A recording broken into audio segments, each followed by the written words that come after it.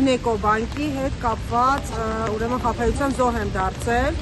Իհարկե այստեղ կան բազմաթիվ քաղաքացիներ, որ այլ բանկերի զոհեր են դարձել, կոնկրետ ես Ինեկո բանկի զոհ եմ դարձել ու արդեն քանի ամիս է մենք պայքարում ենք մեր իրավունքների վերականգնման համար եւ ոչ մի արդյունք դեռ։ Այսօր մեր պահանջն է հանդիպել երկրի գլխավոր դեմքին, որպեսզի հույսով ենք, վերջին հույսն է մեր, այսինքն, չնայած մենք պայքարելու ենք մինչև վերջ, բայց օրենքի սահմաններում վերջին հույսն է, որպեսզի մեր արդարությունը, մեր իրավունքները վերականգնվի, քաղաքացիների իրավունքները։ Դուք ինչքան ժամանակ է, որ խնդրին բախվել եք։ Ես կոնկրետ 1.5 տարի արդեն 2023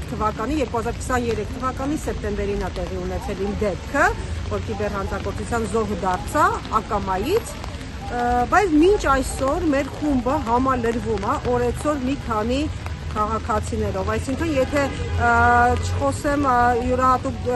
քանակից, մոտավորապես մի 10 քաղաքացիով եւս համալրվում է, դեռ այս հանցագործությունները բազմանում են ու ոչ մի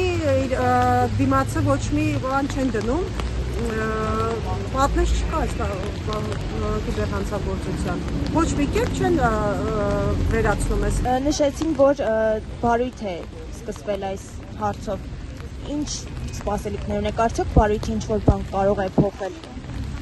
Բարույթ է սկսվել այս հարցով, եթե յուրաքանչյուրիս հարցով սկսենք, խոսենք, բոլորիս հարցով էլ բարույթ է սկսվել, այսինքն բոլորիս գործերն էլ քննչականում է գտնվում, ես կարող եմ անձամբ իմ մասով ասել, որ քննիչների կողմից նույնպես ոչ մի գործ չի արվում, նորից մեր պահանջներ, մենք գտնվել ենք նաև դատախազությունում եւ մեր պատասխաններ են տալիս ձեզ։ Որ կոնկրետ իմ համար պատասխանել են, որ հույս մի ունեցեք, չի լինելու, չի բացահայտվելու գործը։ Ինչու։ Դա չեն պատճառաբանում։ Ինչի հույս մի ունեցեք, չի բացահայտվելու գործը, այսինքն հաստատի մեզ հրահրում են, որպեսզի մենք այսպիսի ակցիաներ անենք եւ վճարումները մենք ինքներս անենք, քաղաքացիները ինքները անեն, որ բայց քաղաքացիներ չեն պատրաստվում անել ոչ մի վճարում, որոնց իրենք չեն վերցրել ոչ մի բան։ Դուք մոտավոր ինչքան գումար եք կորցրել։ 1.348.000 դրամ է մեր անունով վարկ ձևակերպվել։ Վարկ է ձևակերպվել։ Այո, վարկ է ձևակերպվել։ Ինչ եք կարծում, ձեզ Փաշինյանը կընդունի, կլսի ձեր խնդիրները։